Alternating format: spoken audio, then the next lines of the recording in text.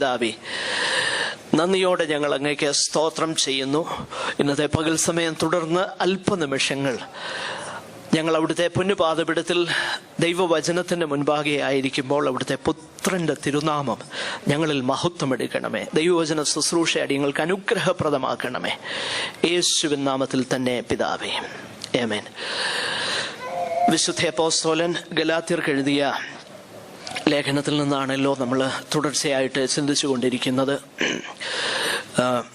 കർത്താവ് ഇന്നത്തെ പകൽ സമയം തുടർന്ന് 2-ാമത്തെ അധ്യായത്തിലേക്ക് നമ്മുടെ ശ്രദ്ധയെ തിരിക്കാം. 2-ാമത്തെ അധ്യായം 1 മുതൽ 10 വരെയുള്ളതാകുന്ന വേദഭാഗങ്ങളാണ് ഇന്നത്തെ ചിന്തയ്ക്ക് ആധാരമായിട്ട് തിരഞ്ഞെടുത്തിരിക്കുന്നത്.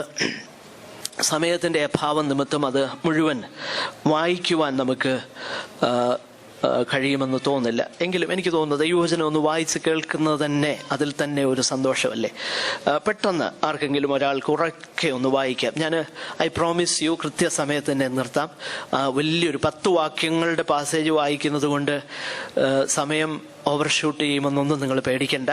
ദയവായിട്ട് ആർക്കെങ്കിലും ഒരാൾ പോയി ഞാൻ വെളിപ്പാടനുസരിച്ചത്രേ പോയത്, ഞാൻ ഓടിയതോ വെറുതെ എന്ന് വരാതിരിപ്പാൻ ഞാൻ ജാതികളുടെ ഇടയിൽ പ്രസംഗിക്കുന്ന സുവിശേഷം അവരോട് വിശേഷാൽ പ്രമാണികളോട് വിവരിച്ചു. എന്റെ കൂടെയുള്ള ഫിലിപ്പോസ് യവനൻ എങ്കിലും പരിച്ഛേദന ഏൽപ്പാൻ ആരും നിർബന്ധിച്ചില്ല. അത് നുഴഞ്ഞു വന്ന കള്ളസഹോദരന്മാർ ദുരിതമായിരുന്നു. അവർ നമ്മെ അടിമപ്പെടുത്തേണ്ടതിന് ക്രിസ്തു യേശുവിൽ നമ്മുടെ സ്വാതന്ത്ര്യം ഒറ്റുനോക്കുവാൻ നുഴഞ്ഞു വന്നിരുന്നു. വിശേഷത്തിന്റെ സത്യം നിങ്ങളോട് കൂടെ നിലനിൽക്കേണ്ടതിന് ഞങ്ങൾ അവർക്ക് ഒരു നാഴിക പോലും വഴങ്ങി കൊടുത്തില്ല. പ്രമാണികളായവരോ അവർ പണ്ട് എങ്ങനെയുള്ളവർ ആയിരുന്നാലും എനിക്ക് ഏതുമില്ല. ദൈവം മനുഷ്യന്റെ മുഖം നോക്കുന്നില്ല. പ്രമാണികൾ എനിക്ക് ഒന്നും ഗ്രഹിപ്പിച്ചു തന്നിട്ടില്ല. നേരെ മറിച്ച് പരിച്ഛേദനയുടെ അപ്പോസ്തലത്തിനായി പത്രോസിനോടുകൂടെ വ്യാപരിച്ചവൻ ജാതികൾക്കായി എന്നോടുകൂടെ വ്യാപരിച്ചതുകൊണ്ട് പത്രോസിന് പരിച്ഛേദനക്കാരുടെ ഇടയിലെ സുവിശേഷ ഘോഷണം എന്ന പോലെ എനിക്ക് അഗ്രചർമ്മക്കാരുടെ ഇടയിലെ സുവിശേഷ ഘോഷണം പരമേൽപ്പിച്ചിരിക്കുന്നു എന്നും കണ്ട് എനിക്ക് ലഭിച്ച കൃപ അറിഞ്ഞും കൊണ്ട് തൂണുകളായി എണ്ണപ്പെട്ടിരുന്ന യാക്കോബും കേഫാവും യോഹന്നാനും ഞങ്ങൾ ജാതികളിടയിലും അവർ പരിച്ഛേദനക്കാരുടെ ഇടയിലും സുവിശേഷം അറിയിപ്പാൻ തക്കവണ്ണം എനിക്കും ബർന്നബാസിനും കൂട്ടായ്മയുടെ ഫലം തന്നു. ദരിദ്രരെ ഞങ്ങൾ ഓർത്തുകൊള്ളണം എന്ന് മാത്രം അവർ പറഞ്ഞു. അങ്ങനെ ചെയ്യുവാൻ ഞാൻ ഉത്സാഹിച്ചുമിരിക്കുന്നു. Praise the Lord. ഈ കഴിഞ്ഞ ദിവസങ്ങളിലായിട്ട് നമ്മൾ സുവിശേഷത്തെക്കുറിച്ച്, വിശേഷിച്ച് പരമാർത്ഥമാകുന്ന സുവിശേഷത്തെക്കുറിച്ചും അതിൻ്റെ മറ്റൊരു പെർവേർട്ടഡ് ഫോമാകുന്ന വേറൊരു സുവിശേഷം എന്ന് പൗലോസ് വിളിക്കുവാൻ ആഗ്രഹിച്ചു എങ്കിലും വേറെ ഒരു സുവിശേഷം ഇല്ല എന്നതുകൊണ്ട് സുവിശേഷത്തിൻ്റെ മറവിൽ സുവിശേഷമായി തോന്നിപ്പിക്കുന്ന ഒന്നിനെ പ്രസംഗിക്കുന്നതിനെ അതിനെതിരായിട്ട് പൗലോസ് ലീഹ പറയുന്ന വാക്കുകളാണ് നമ്മൾ ശ്രദ്ധിച്ചത് കഴിഞ്ഞ ദിവസങ്ങളിൽ. പല കാര്യങ്ങൾ നമ്മൾ കണ്ടു. ഒന്ന്, അവർ നല്ല തുടക്കമായിരുന്നു, എന്നാൽ അവരുടെ അവസാനം അല്ലെങ്കിൽ അവരുടെ പുരോഗതി വളരെ ഖേദകരമെന്ന് ഉള്ളത് നമ്മൾ ദൈവവചനത്തിൽ നിന്ന് കണ്ടു. 2, മറ്റൊരുവനിലേക്ക് അവർ പെട്ടെന്ന് തിരിയുന്നത് കൊണ്ട് പൗലോസ് ആശ്ചര്യപ്പെടുന്നു.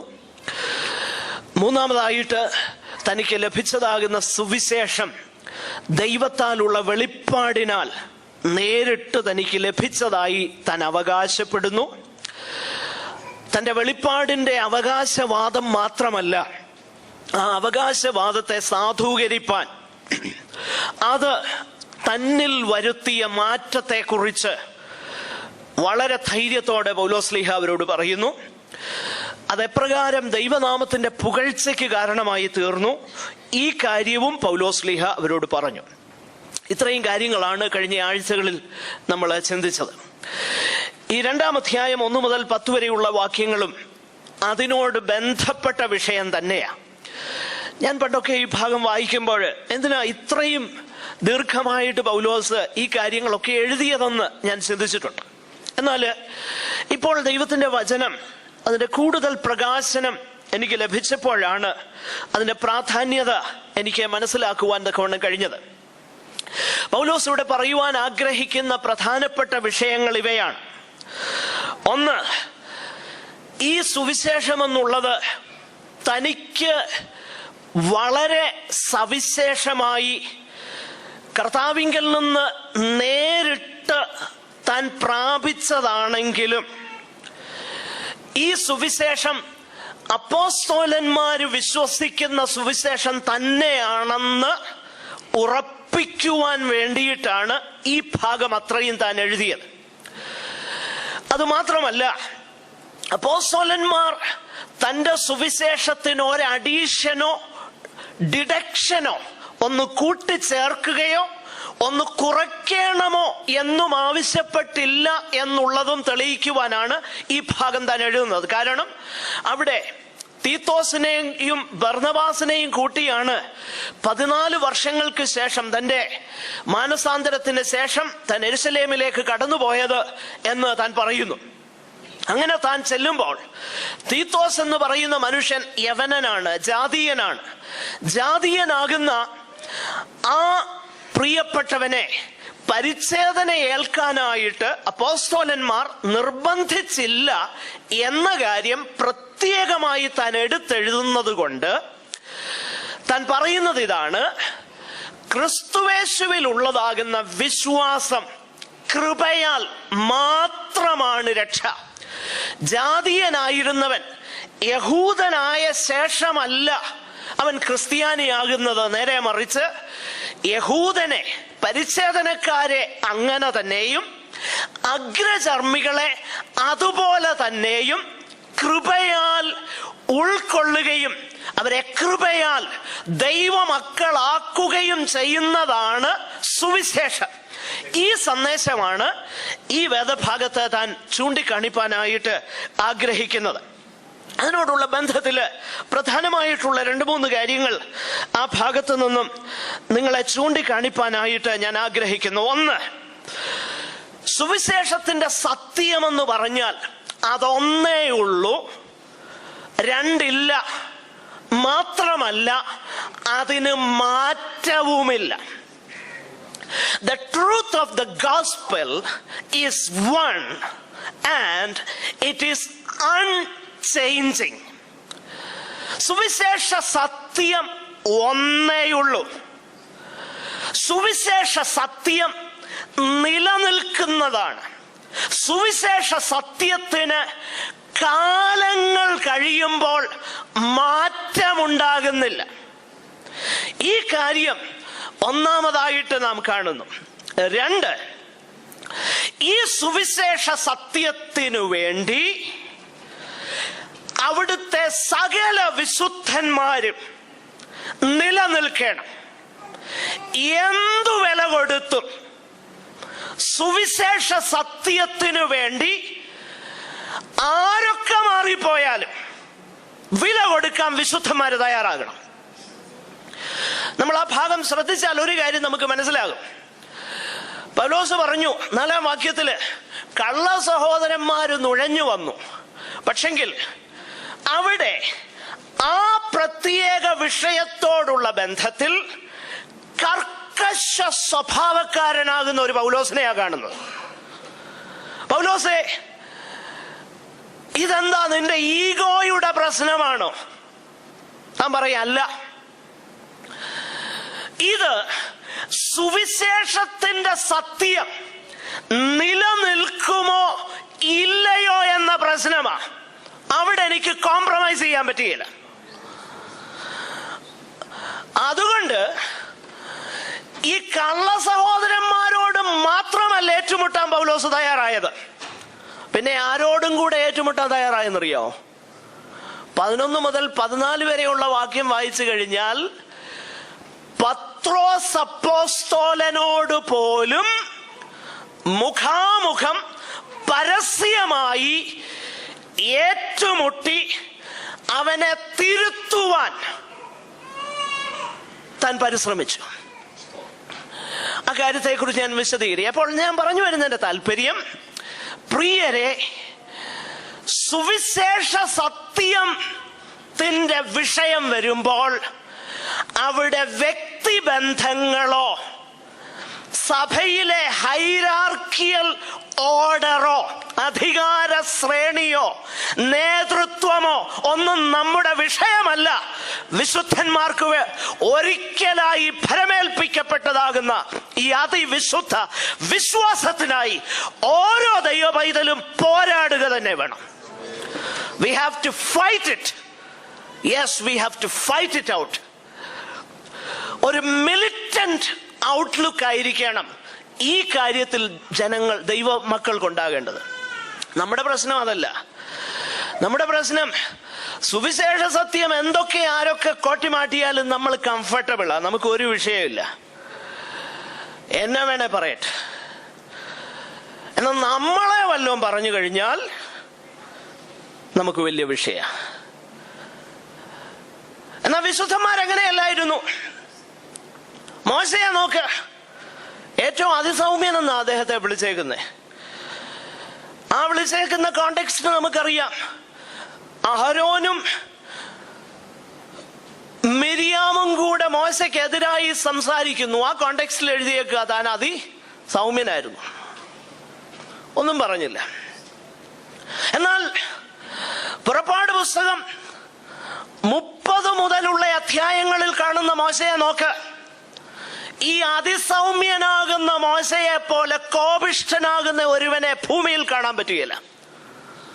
എന്താ വിഷയം? അവിടെ പേഴ്സണൽ ഈഗോ അല്ല വിഷയം. ദൈവനാമം ദുഷിക്കപ്പെടുന്നു എന്ന് മനസ്സിലാക്കിയപ്പം കോപത്തോടെ, വളരെ നീതിയുള്ള കോപത്തോടെ താൻ എഴുന്നേറ്റ് നിൽക്കുക. പ്രിയമുള്ളവരെ, ഈ ഒരു ആറ്റിറ്റ്യൂഡ് ദൈവമക്കൾക്കുണ്ടാകണം കേട്ടോ. ദൈവവചനത്തിന്റെ സത്യങ്ങളെ വളച്ചൊടിക്കുന്ന പ്രവണതകൾക്കെതിരെ ദൈവസഭ മുഖം നോക്കാതെ, അതാരായാലും കൊള്ളാം, മുഖം നോക്കാതെ ദൈവമക്കൾ ദൈവവചന സത്യത്തിന് വേണ്ടി നിൽക്കണം. ആകട്ടെ, ആ വിഷയം ഞാൻ പിന്നീട് വിശദീകരിക്കാം. ഈ 2 കാര്യങ്ങൾ പ്രാധാന്യത്തോടെ കാണുന്നു. ഒന്ന്, സുവിശേഷ സത്യം ഒന്നേ ഉള്ളൂ, അതിന് മാറ്റമില്ല. 2, സുവിശേഷ സത്യത്തിനു വേണ്ടി എന്തു വില കൊടുക്കാനും ദൈവജനം തയ്യാറാകണം. ഈ സത്യമാണ് ഈ വേദഭാഗത്ത് പ്രധാനമായിട്ട് നമുക്ക് കാണാൻ കഴിയുന്നത്. The truth of the gospel must be maintained at any cost. ഈ 2 സത്യങ്ങൾ പ്രധാനമായിട്ട് ഇവിടെ നമുക്ക് കാണാൻ കഴിയുന്നുണ്ട്. നമുക്ക് മടങ്ങി വരാം. ഒന്നാമതായിട്ട്, സുവിശേഷത്തിന്റെ സത്യം അതൊന്നേ ഉള്ളൂ, അത് മാറ്റമില്ലാത്തതാണ്. ഒന്നേ ഉള്ളൂ എന്നതിന്റെ തെളിവായിട്ട് പൗലോസ് അവിടെ പറയുന്നത് ശ്രദ്ധിക്കണം. താൻ പറയുന്നു, എനിക്ക് കിട്ടിയതാകുന്ന ഈ സുവിശേഷം യേശുക്രിസ്തുവിനാലുള്ള വെളിപ്പാടിനാലാ കിട്ടിയത്. എന്നിട്ട് താൻ പറയുന്നു, യെരുശലേമിലുള്ള അപ്പോസ്തലന്മാരെ ഒന്നും അപ്പോൾ ഞാൻ കണ്ടില്ല. പിന്നെ പറയുന്നു, പ്രമാണിമാരാരും എനിക്കൊന്നും ഗ്രഹിപ്പിച്ച് തന്നിട്ടില്ല. അപ്പോസ്തലന്മാരെ കുറിച്ചാണ് പറയുന്നത്. ആ വിശുദ്ധന്മാരാരും തന്നെ എന്റെ സുവിശേഷം എന്ന് ഞാൻ വിളിക്കുന്ന കർത്താവിന്റെ സുവിശേഷത്തിന് അവര് എനിക്കൊന്നും ഗ്രഹിപ്പിച്ച് തന്നിട്ടില്ല. ഞാൻ നേരിട്ടിത് പ്രാപിച്ചു. It is so independent of other apostles. എന്നാൽ അതേ സമയം തന്നെ താൻ വേറൊരു കാര്യം പറയുന്നത് ശ്രദ്ധിക്കണം. ഇത് അവരിൽ നിന്ന് എനിക്ക് കിട്ടിയതല്ലെങ്കിലും അവര് പറയുന്ന സുവിശേഷവും ഞാൻ പറയുന്ന സുവിശേഷവും തമ്മിൽ ഒരു വ്യത്യാസവുമില്ല. പത്രോസും യാക്കോബും യോഹന്നാനും പ്രസംഗിച്ച അതേ സുവിശേഷം തന്നെയാണ് പൗലോസ് അവകാശപ്പെടുന്നു ഞാനും പ്രസംഗിക്കുന്നത്. പക്ഷെ ഒരു വ്യത്യാസമേ ഉള്ളൂ. അവർ യഹൂദന്മാരുടെ ഇടയിലാ ശുശ്രൂഷ ചെയ്യുന്നത്, പക്ഷെ ഞാൻ എവിടാ ശുശ്രൂഷ ചെയ്യുന്നത്? ജാതികളുടെ ഇടയിലാ ശുശ്രൂഷ ചെയ്യുന്നത്. ഈ വ്യത്യാസമേ ഉള്ളൂ. നോക്കണം, ഞാൻ ജാതികളുടെ ഇടയിൽ ശുശ്രൂഷയ്ക്കായിട്ട് എന്നെ ദൈവം വിളിച്ചു. അവരെ പരിച്ഛേദനക്കാരുടെ ഇടയിൽ, യഹൂദന്മാരുടെ ഇടയിൽ ദൈവം വിളിച്ചു. ഈ ഒരു വ്യത്യാസമല്ലാതെ എന്റെ സുവിശേഷവും അവരുടെ സുവിശേഷവും എന്ന 2 സുവിശേഷങ്ങളില്ല, രണ്ടും ഒന്ന്. അങ്ങനെയെങ്കിൽ നാം ഏറ്റവും പ്രാധാന്യതയോടെ മനസ്സിലാക്കേണ്ടത്, നാം കേൾക്കുന്ന പല സുവിശേഷങ്ങൾക്കും അപ്പോസ്തോലികമാകുന്ന അടിസ്ഥാനമുണ്ടോ എന്നുള്ളത് ഈ പുസ്തകത്തിന്റെ അടിസ്ഥാനത്തിൽ വിലയിരുത്താൻ നമ്മൾ ബാധ്യസ്ഥരാണ്. എനിക്കറിയാം, ഞാൻ പറഞ്ഞു വരുന്ന വിഷയം അല്പം ഹാർഡായിട്ടുള്ള വിഷയമാണ്. ദഹിക്കാനും ഇച്ചിരി ബുദ്ധിമുട്ടാ, കഴിക്കാനും അല്പം ബുദ്ധിമുട്ടാ. പക്ഷെ എങ്കിൽ വചനത്തിലുള്ളതല്ലേ, ദൈവസഭയോട് ഇത് മുഴുവൻ പറയേണ്ടതല്ലേ. ദൈവത്തിന്റെ ആലോചന ഒട്ടും മറച്ചു വെക്കാതെ മുഴുവനും അറിയിച്ചു തന്നില്ലെങ്കിൽ ഞാൻ കുറ്റക്കാരനാകും. അതുകൊണ്ടാണ് ഞാനിത് പറയുന്നത്. അപ്പോൾ സുവിശേഷം ഒന്നേ ഉള്ളൂ. ഒരു സുവിശേഷത്തിന്റെ മാനദണ്ഡം ദൈവവചനം. ദൈവവചനമാകുന്ന മാനദണ്ഡം കൊണ്ട് സകലതിനെയും അളക്കണം. അതിന്റെ വേണമെങ്കിൽ ഒരു ടെസ്റ്റർ നമുക്കൊന്ന് ശ്രദ്ധിക്കാം. കൊരിന്ത്യരുടെ 1-ാമത്തെ ലേഖനം, അതിന്റെ 15-ാം അധ്യായം 1 മുതൽ താഴോട്ടുള്ള വാക്യങ്ങൾ പെട്ടെന്നൊന്ന് വായിച്ചേ. സുവിശേഷത്തിന്റെ അന്തസത്ത എന്താണെന്ന് പൗലോസ് അവിടെ പറഞ്ഞിട്ടുണ്ട്. ഞാൻ നിങ്ങളോട് സുവിശേഷിച്ചതും നിങ്ങൾക്ക് ലഭിച്ചതും നിങ്ങൾ നിലനിൽക്കുന്നതും നിങ്ങൾ വിശ്വസിച്ചതും. യെസ്, നോക്ക്, പൗലോസ് പറയുന്ന വാക്കുകളൊന്ന് ശ്രദ്ധിച്ചേ. ഞാൻ നിങ്ങളോട് സുവിശേഷിച്ചത്, പിന്നെ നിങ്ങൾക്ക് ലഭിച്ചത്, നിങ്ങൾ നിൽക്കുന്നത്. ആ സുവിശേഷം അതെന്താണ്? വായിച്ചേ. നിങ്ങൾ രക്ഷിക്കപ്പെടുന്നതുമായ സുവിശേഷം നിങ്ങൾ പിടിച്ചുകൊണ്ടാൽ ഞാൻ ഇന്ന വിധം നിങ്ങളോട് സുവിശേഷിച്ചിരിക്കുന്നെന്ന് നിങ്ങളെ ഓർപ്പിക്കുന്നു. നമ്മുടെ പാപങ്ങൾക്ക് വേണ്ടി എന്താ സുവിശേഷം? ക്രിസ്തു നമ്മുടെ പാപങ്ങൾക്ക് വേണ്ടി തിരുവെഴുത്തുകളിൻ പ്രകാരം മരിച്ചു, അടക്കപ്പെട്ടു, ഉയർത്തെഴുന്നേറ്റു. നോക്കുക, അപ്പൊ സുവിശേഷം എന്ന് പറഞ്ഞാൽ എന്താണെന്നുള്ളത് അവിടെയുണ്ട്. ക്രിസ്തു നമ്മുടെ പാപങ്ങൾക്ക് വേണ്ടി മരിച്ചു എന്ന് പറയുമ്പോൾ അതിന്റെ അർത്ഥം ഒരു വ്യത്യാസവും ഇല്ല. എല്ലാവരും പാപം ചെയ്ത് ഒരുപോലെ ദൈവ തേജസ് ഇല്ലാത്തവരായി തീർന്നു. ക്രിസ്തു അതിന് പരിഹാരം വരുത്താൻ വേണ്ടി മരിച്ചെന്നുള്ളത് പ്രാധാന്യമാണ്. ഒന്ന്, കേൾവിക്കാരോട് അപ്പോസ്തലന്മാരെല്ലാം പറഞ്ഞിട്ടുള്ള ഒരു കാര്യം, ഈ വക്രതയുള്ള തലമുറയിൽ നിന്ന് രക്ഷപ്പെടുവീൻ.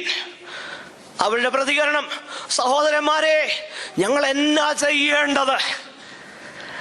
അപ്പോൾ ഒന്നാമത്തെ കാര്യം, സത്യ സുവിശേഷത്തിന്റെ അടിസ്ഥാനം മനുഷ്യന്റെ പാപാവസ്ഥയും ക്രിസ്തുവിനെ കൂടാതെ മനുഷ്യൻ നഷ്ടപ്പെട്ടവനാണെന്നുമുള്ള സത്യം ഉണ്ടായിരിക്കണം. അതാ ഒന്നാമത്തെ കാര്യം.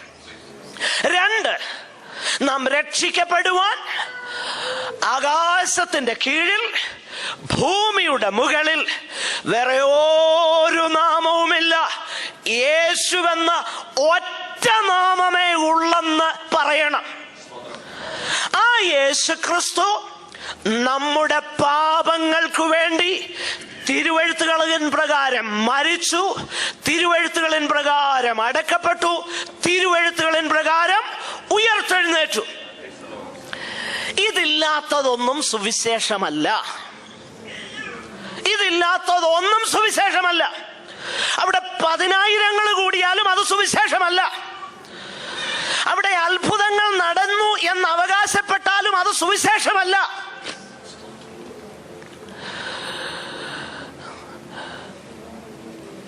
ഞാൻ കേട്ടു ഒരിടത്തൊരു മാസ് ബാപ്റ്റിസം നടക്കുക. മാസ് ബാപ്റ്റിസം, പേര് പറയാൻ എനിക്ക് ബുദ്ധിമുട്ടൊന്നുമില്ല, എന്നാൽ പരസ്യമായിട്ട് ഞാൻ പറയുന്നില്ല. മാസ് ബാപ്റ്റിസം നടന്നപ്പോൾ ഒത്തിരി ഹിന്ദുക്കളും എല്ലാം വന്ന് മുങ്ങി. അപ്പൊ അവരുടെ ധാരണ എന്നറിയാമോ? ഹൈന്ദവ മാർഗത്തിൽ ഒത്തിരി സ്നാനങ്ങളൊക്കെയുണ്ട്. പ്രത്യേകിച്ച് ദിവ്യന്മാരുടെ കീഴിൽ ചില നദികളിലൊക്കെ മുങ്ങിയാൽ പുണ്യം കിട്ടുമെന്നുള്ള വിശ്വാസമുണ്ട്. ഒത്തിരി പേര് വന്ന് മുങ്ങി. കുറെ പേര് മുങ്ങി കഴിഞ്ഞപ്പം സ്നാപകൻ വെള്ളത്തിൽ നിന്ന് വിളിച്ചു, ഇനി ആരുണ്ട്? ഒത്തിരി സഹോദരിമാര് പിന്നെയും വന്ന് മുങ്ങി. അവര് പറയുന്നത് എന്താണെന്നറിയോ? 100 കണക്കിന് ആൾക്കാരാണ് രക്ഷിക്കപ്പെട്ട് സ്നാനപ്പെട്ടതെന്നാ പറയുന്നേ. പക്ഷെ അതിനകത്ത് ഞാൻ ധൈര്യത്തോടെ വിളിച്ചു പറയാൻ ആഗ്രഹിക്കുന്ന കാര്യം അവിടെ സുവിശേഷമില്ലായിരുന്നു എന്നുള്ളതാണ്. അവരൊന്നും സ്വർഗരാജ്യത്തിൽ കാണുമെന്ന് നമുക്ക് വിശ്വസിക്കാൻ ഒക്കുകയില്ല. കാരണം സുവിശേഷത്തിന്റെ അടിസ്ഥാനം ഇതാ അപ്പോസ്തലന്മാർ പറഞ്ഞത്.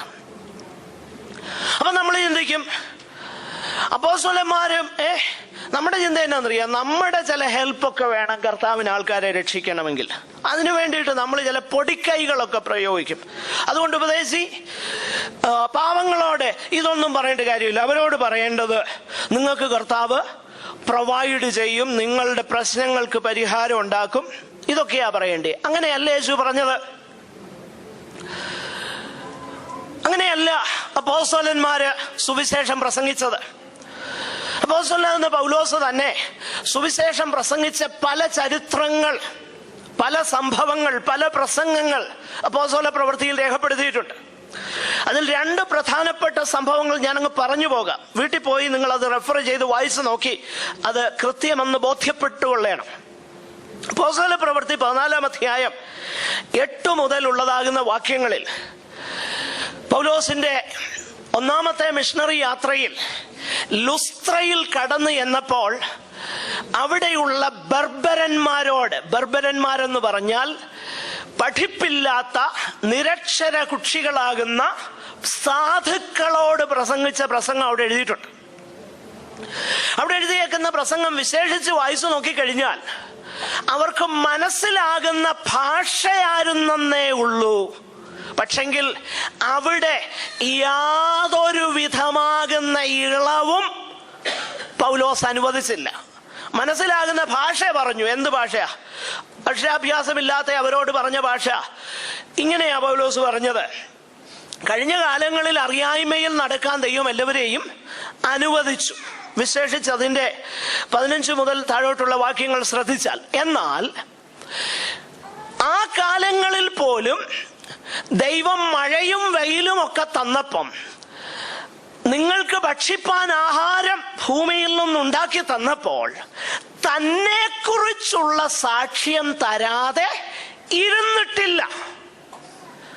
നോക്കണം, അക്ഷരാഭ്യാസമില്ലാത്തവരോടും പറയുമ്പോൾ നിങ്ങൾക്കിനിയും കഴിക്കാനും കുടിക്കാനും തരുന്ന ഒരാളെ ഞാൻ പരിചയപ്പെടുത്തി തരാമെന്നല്ല പൗലോസ് പറഞ്ഞത്. നേരെ മറിച്ച് കഴിഞ്ഞ കാലങ്ങളിലും ദൈവം തന്നെ കുറിച്ചുള്ള സാക്ഷ്യം ഈ കാര്യങ്ങളിൽ കൂടെ നിങ്ങൾക്ക് തന്നു.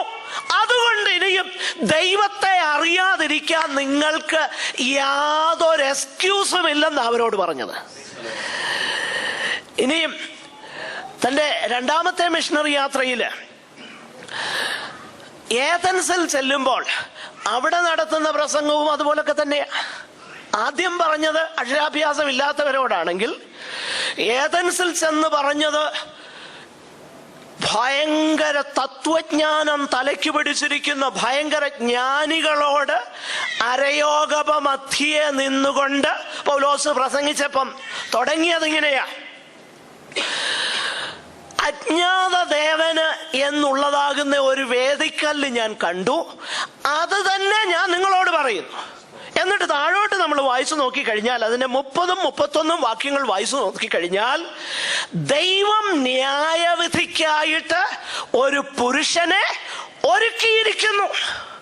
നോക്കിക്കേ, അപ്പോൾ അക്ഷരാഭ്യാസമില്ലാത്തവരോട് സംസാരിച്ചപ്പോഴും ഫിലോസഫേഴ്സിനോട് സംസാരിച്ചപ്പോഴും പൗലോസിന് ധൈര്യത്തോടെ പറയാൻ കഴിയുന്ന ഒരു കാര്യമുണ്ട്: യഹൂദന്മാർ അടയാളം അന്വേഷിക്കുന്നു, യവനന്മാർ ജ്ഞാനം അന്വേഷിക്കുന്നു, പക്ഷെങ്കിൽ ഞങ്ങളോ ക്രൂശിക്കപ്പെട്ട യേശുവിനെ പ്രസംഗിക്കുന്നു. ഈ ക്രൂശിക്കപ്പെട്ട യേശുവിനെ ഒഴികെ വേറൊന്നും അറിയാത്തവനായി ഇരിപ്പാൻ പൗലോസ് എപ്പോഴും ആഗ്രഹിച്ചെന്നാ താൻ പറയുന്നത്. എന്നാ ഇന്നതല്ല പറയുന്നത്. ഇന്ന് ഈ സുവിശേഷമല്ല സഭയിലും കേൾക്കുന്നത്, പുറത്തും കേൾക്കുന്നത്. എന്നാൽ ഞാൻ ഉൾപ്പെട്ടു നിൽക്കുന്ന ഞാൻ നിങ്ങളുമൊക്കെ ഉൾപ്പെട്ട് നിൽക്കുന്ന നമ്മുടെ ഈ പ്രസ്ഥാനത്തിന് ഒരു നല്ല പാരമ്പര്യം ഉണ്ടായിരുന്നു.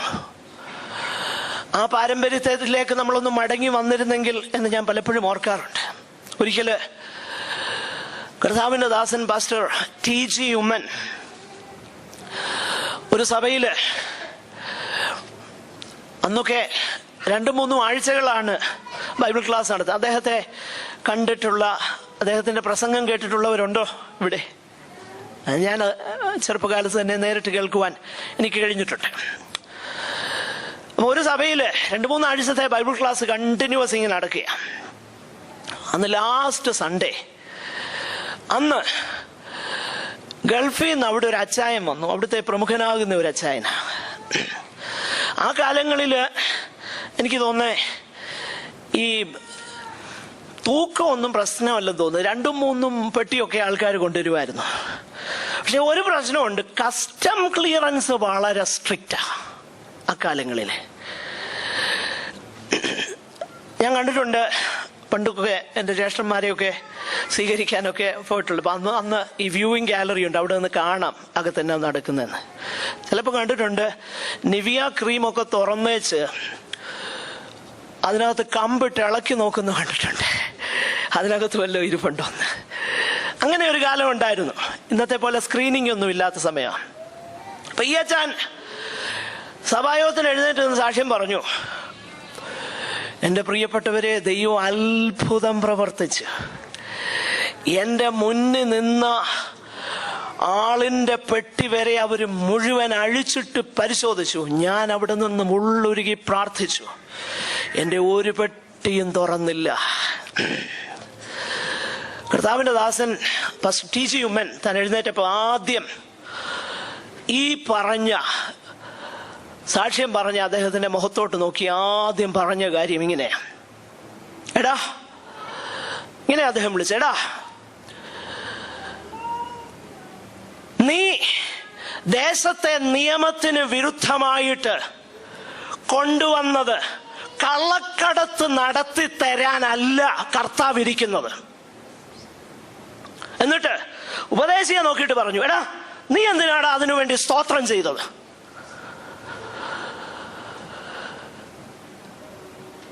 ഞാൻ ആ സംഭവം ഓർത്ത് ദൈവത്തിന് സ്തോത്രം ചെയ്യുകയാണ്. ആ ബോൾഡ്നെസ്, അവിടെ ഒരു പ്രശ്നം ഉണ്ടായില്ല കേട്ടോ. ഞാൻ പറഞ്ഞതിന്റെ താല്പര്യം,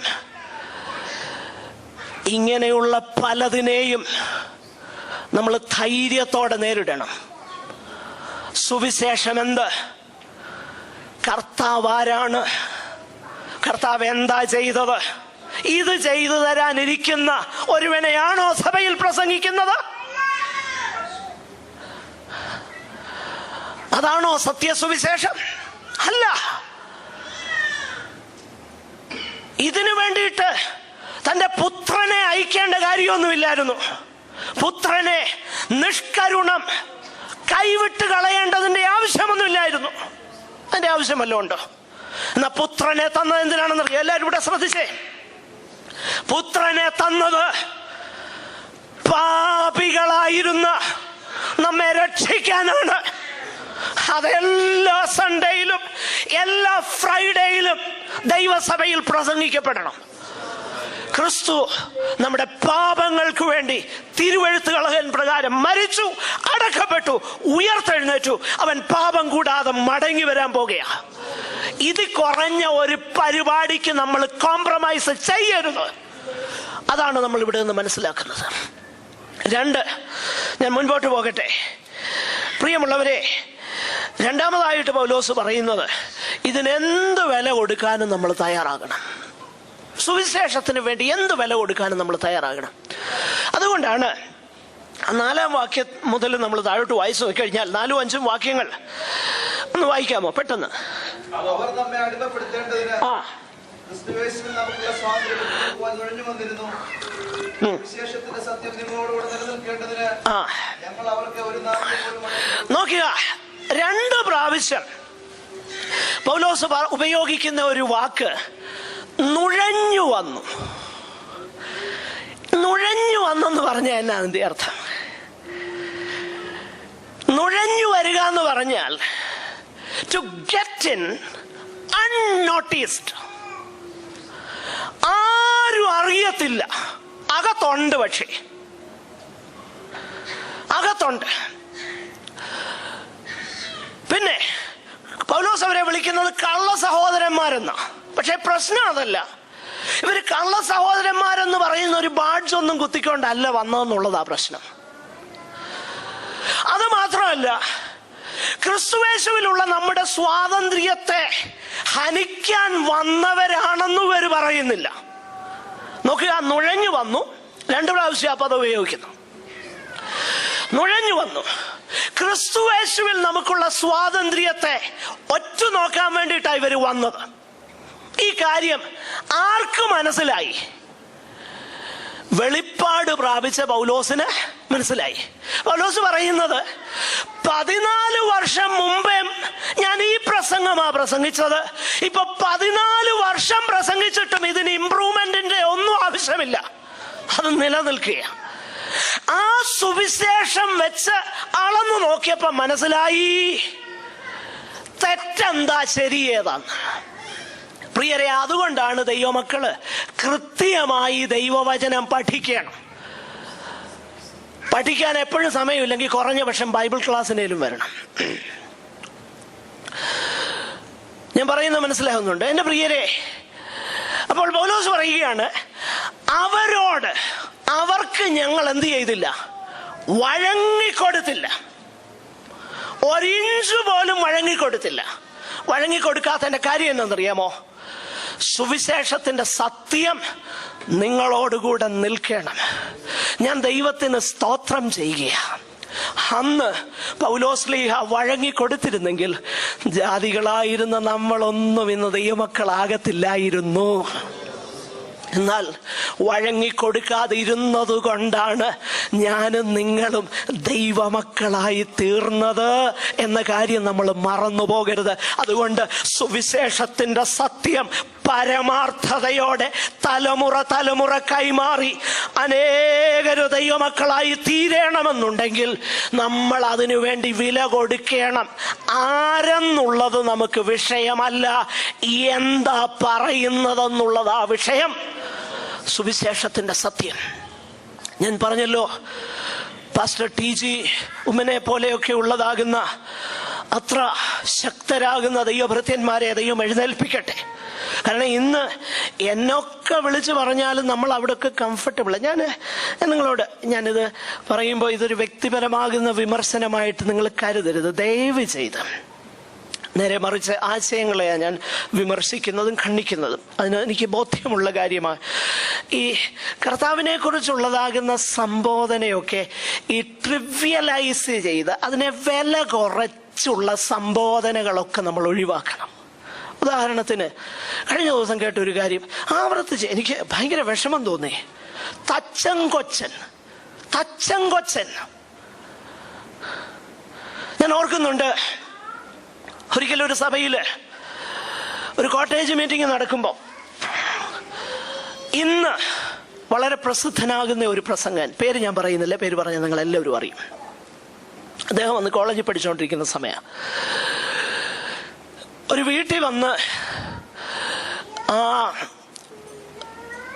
കോട്ടേജ് മീറ്റിംഗ് നടക്കുമ്പോൾ അവിടെയുള്ള പാസ്റ്റർ അദ്ദേഹത്തിന് അല്പസമയം സംസാരിക്കാൻ കൊടുത്തു. അദ്ദേഹം അന്നേ PYPയിലൊക്കെ നല്ലതായിട്ട് നല്ല രീതിയിൽ ദൈവവചനമൊക്കെ കൈകാര്യം ചെയ്ത്, നിങ്ങൾക്ക് എല്ലാവർക്കും അറിയാം, പേര് പറഞ്ഞു, അതുകൊണ്ട് ഞാൻ പേര് പറയുകയില്ല, സ്ഥലവും പറയുകയില്ല. അദ്ദേഹം അന്ന് എടുത്ത വിഷയം 15 മിനിറ്റ് പാസ്റ്റർ പ്രസംഗിക്കുന്നതിന് മുൻപേ അദ്ദേഹത്തിന് സമയം കൊടുത്തു. അദ്ദേഹം എടുത്ത വിഷയം കർത്താവിൻ്റെ 12ാമത്തെ വയസ്സിൽ നമ്മുടെ വാഴ്ത്തപ്പെട്ടവനാകുന്ന കർത്താവ് ദൈവാലയത്തിൽ ഇരിക്കുകയും അവിടുത്തെ അമ്മയപ്പന്മാർ തന്നെ കൂടാതെ 3 ദിവസം യാത്ര ചെയ്ത് മടങ്ങി വരുന്ന ആ സംഭവം, അതിനെക്കുറിച്ച് താൻ വിവരിച്ച് ഇങ്ങനെ വന്നപ്പം താൻ പറഞ്ഞു, അമ്മയും അപ്പനും കൂടെ, യോസഫും മറിയയും കൂടെ ചെന്നപ്പോൾ ദൈവാലയത്തില് അവിടെ ഉണ്ടടാ ഒരു പീക്കിരി ചെറുക്കനിരുന്ന് മഹാപുരോഹിതന്മാരോട് തർക്കിച്ചും വാദിച്ചും കൊണ്ടിരിക്കുന്നതാണ് അവർ കണ്ടത്. അവിടെയുള്ള ഒരു അപ്പച്ചൻ എഴുന്നേറ്റ് പറഞ്ഞു, ഡാ നീ എന്താ പറഞ്ഞത്? അവിടെ വാഴ്ത്തപ്പെട്ടവനാകുന്ന കർത്താവിനെ നീ എന്താ വിളിച്ചത്? അമ്പരന്ന് പോയി അവിടെ ഇരുന്നില്ല, സ്പെൽ ബൗണ്ടായി. അദ്ദേഹം സോറി പറഞ്ഞു. ഞാൻ പറഞ്ഞതിന്റെ താല്പര്യം എന്നാണെന്നറിയാമോ? ഇത് പിശാചിന്റെ ഒരു വലിയ തന്ത്രമാണ്.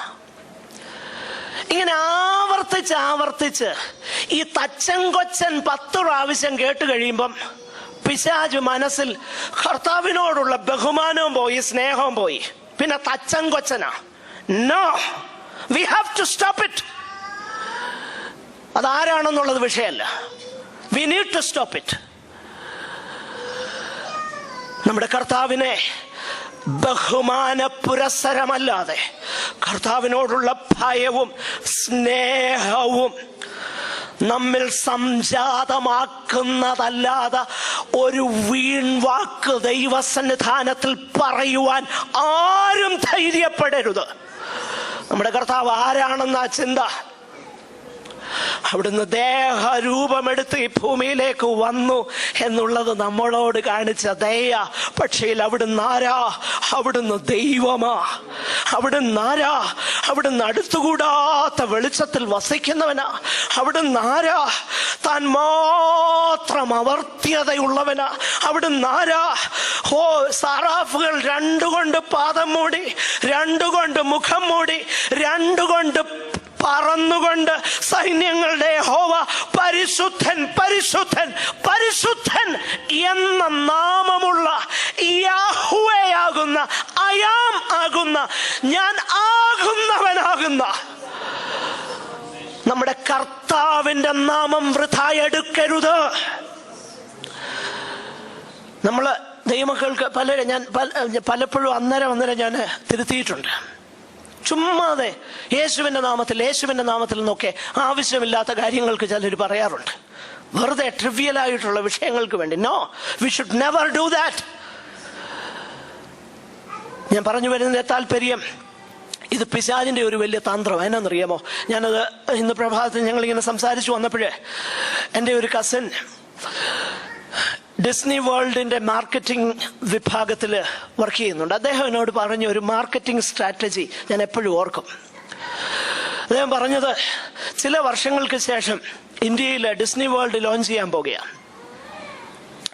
അവരുടെ മാർക്കറ്റിംഗ് സ്ട്രാറ്റജി ഇതാ: ഇപ്പോൾ ഒരു കാര്യമായിട്ടൊന്നും ചെയ്യത്തില്ല, ക്രമേണ ഈ പൊതുസ്ഥലങ്ങളിലും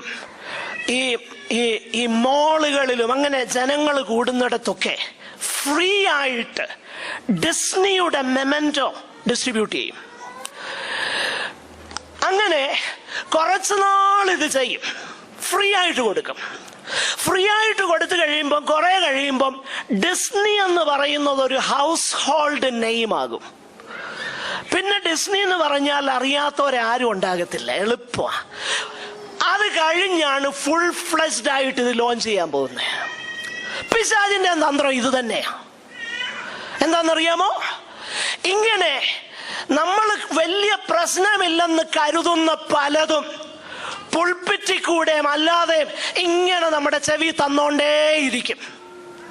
ഇതിങ്ങനെ കുറെ കേട്ട് കഴിയുമ്പം നമ്മൾ ചിന്തിക്കും ഇതേതാണ്ട് പുസ്തകത്തിലുള്ളതാന്ന് ചിന്തിക്കാൻ തുടങ്ങും. ഇങ്ങനെ ഒത്തിരി പദങ്ങളുണ്ട് നമ്മുടെ ഇടയിൽ, പുസ്തകത്തിലുണ്ടെന്ന് ചിന്തിച്ചു വെച്ചേക്കുന്ന പിശാചിന്റെ വലിയ തന്ത്രമാ. ഞാൻ പറഞ്ഞു വരുന്നതിന്റെ താല്പര്യം എന്നറിയാമോ? എന്തു വില കൊടുത്തും സുവിശേഷത്തിന്റെ സത്യത്തിനു വേണ്ടി നമുക്ക് നിൽക്കണം. അതുകൊണ്ടാണ് പൗലോസ് പറഞ്ഞത്, ഞാൻ ഒരു നാഴിക പോലും അവർക്ക് വഴങ്ങിക്കൊടുത്തില്ല. സ്തോത്രം. ഒരു കാര്യം കൂടെ പറഞ്ഞ് ഞാൻ അവസാനിപ്പിക്കാം. അതിന്റെ 9ഉം 10ഉം വാക്യങ്ങൾ നമ്മൾ ശ്രദ്ധിച്ചു നോക്കിക്കഴിഞ്ഞാൽ, യെരുശലേമിലുള്ള അപ്പോസ്തലന്മാർ പറയുന്ന ഒരു കാര്യം, നിങ്ങൾക്ക് ഒരു കാര്യം ഞങ്ങൾ നിങ്ങളോട് പറയുന്നു. അവർ കൂട്ടായ്മയുടെ വലങ്കൈ ഞങ്ങൾക്ക് തന്നു. എന്നിട്ട് പറഞ്ഞു, ദരിദ്രരെ നിങ്ങൾ ഓർത്തുകൊള്ളണം. You must continue to remember the poor എന്ന് പറഞ്ഞാൽ പൗലോസ് പറയുന്നത്, ഞങ്ങൾ ചെയ്തു വരുന്ന ഒരു കാര്യം നിങ്ങൾ ചെയ്തു കൊള്ളണം എന്ന് യെരുശലേമിലുള്ള അപ്പോസ്തലന്മാർ പൗലോസിനോട് പറഞ്ഞു. അതിന്റെ കാരണം എന്തുവാ? പൗലോസ് ഇവിടെ പറയുന്നത്, ഞങ്ങൾ ചെയ്തു വന്ന കാര്യമാ. We must continue to do that. എന്ന് പറഞ്ഞാൽ സുവിശേഷ സത്യം ഉള്ളിൽ കയറി കഴിഞ്ഞാൽ ആദ്യം ഭൗതികമാകുന്ന വിഷയത്തോടുള്ള ബന്ധത്തിൽ നമ്മുടെ കാഴ്ചപ്പാടിന് മാറ്റമുണ്ടാകും. ഞാനത് വിശദമാക്കാം. കർത്താവ് നമ്മോട് കമ്പാഷൻ ചെയ്തു, കരുണ കാട്ടി എന്നതോർക്കുമ്പോൾ മറ്റുള്ളവരോട് കരുണയില്ലാതിരിക്കാൻ ആ സുവിശേഷത്താൽ വീണ്ടും ജനിച്ച ഒരാൾക്ക് കഴിയത്തില്ല. 2, ലൂക്കോസിന്റെ സുവിശേഷത്തിൽ നമ്മൾ വായിക്കുന്ന ഒരു കാര്യമുണ്ട്. ലൂക്കോസിന്റെ സുവിശേഷം 19-ാം അധ്യായത്തിൽ നമുക്ക് പരിചയമുള്ള ഒരു സംഭവമാണ്. അവിടെ സക്കായിയുടെ ഭവനത്തിൽ യേശു കടന്നു ചെല്ലുമ്പം സക്കായി ആദ്യമേ പറയുന്ന ഒരു കാര്യമുണ്ട്. യേശു അങ്ങോട്ട് ചെന്ന് കഴിഞ്ഞപ്പോ സക്കായി പറയുന്നത്, എന്റെ വസ്തുവകയിൽ പകുതി ഞാൻ എന്തോ ചെയ്യാൻ പോക, ദരിദ്രർക്ക് കൊടുക്കാൻ പോകുക. പിന്നെ ചതിവായിട്ട് മേടിച്ചിട്ടുണ്ടെങ്കിൽ 4 ഇരട്ടി ഞാൻ മടക്കി കൊടുക്കും. പ്രിയമുള്ളവരെ, നമ്മൾ രക്ഷിക്കപ്പെട്ടോ ഈ സുവിശേഷം നമുക്ക് മാറ്റം വരുത്തിയോ എന്നുള്ളത് നമ്മുടെ പേഴ്സിനോട് ചോദിച്ചാൽ പറയുമെന്ന് സാരം. പറയുന്ന മനസ്സിലാകുന്നുണ്ടോ? വാസ്തവമായിട്ട് സുവിശേഷം നമുക്ക് മാറ്റം വരുത്തിയെങ്കിൽ ആ മാറ്റം നമ്മുടെ പേഴ്സിന് അറിയാമെന്നാ ദൈവവചനം നമ്മളെ പഠിപ്പിക്കുന്നത്. സ്തോത്രം. ഞാൻ എൻ്റെ വാക്കുകളെ അവസാനിപ്പിക്കുകയാണ്. നമ്മുടെ കർത്താവ് എന്താ പറഞ്ഞത്? ഭൗതിക വിഷയങ്ങളോടുള്ള ബന്ധത്തിൽ കർത്താവ് ഇങ്ങനെ പറഞ്ഞത്, മുന്നമേ അവൻ്റെ രാജ്യവും നീതിയും അന്വേഷിക്കുക, അതോടുകൂടി ഇതൊക്കെയും ഞാൻ തരാം. അതിന് പ്രൊവിഷൻ കർത്താവ് തരാമെന്ന് പറഞ്ഞിട്ടുണ്ട്. പിന്നെ എബ്രായ ലേഖനം 13-ാം അധ്യായത്തിൽ നാം ഇങ്ങനെ വായിക്കുന്നു, ഇതേ വിഷയത്തോടുള്ള ബന്ധത്തിൽ ഞാൻ നിങ്ങളെ ഒരു നാളും അനാഥരായി വിടുകയില്ല എന്ന് കർത്താവ് പറഞ്ഞിട്ടുണ്ട്. കർത്താവ് നമ്മെ നടത്താൻ വിശ്വസ്തനാണെങ്കിൽ, പ്രിയമുള്ളവരെ, ഈ സുവിശേഷം നമുക്ക് മാറ്റം വരുത്തിയെങ്കിൽ നമ്മുടെ ഭൗതിക കാഴ്ചപ്പാടിൽ വലിയ വ്യത്യാസമുണ്ടാകണം. നമ്മൾ ഏതിനാ പ്രാധാന്യം നൽകുന്നതെന്നും ഏത് നിലയിൽ നമുക്ക് കരുണയുണ്ടെന്നുള്ളതും നാം നമ്മെ തന്നെ ഒന്ന് വിലയിരുത്തണം. സുവിശേഷം എത്രത്തോളം നമ്മെ മാറ്റിയിട്ടുണ്ട്. നമുക്ക് ദൈവസന്നിധാനത്തിൽ നമ്മെ തന്നെ ഒന്ന് ശോധന ചെയ്യാം. നമുക്ക് പ്രാർത്ഥിക്കാം.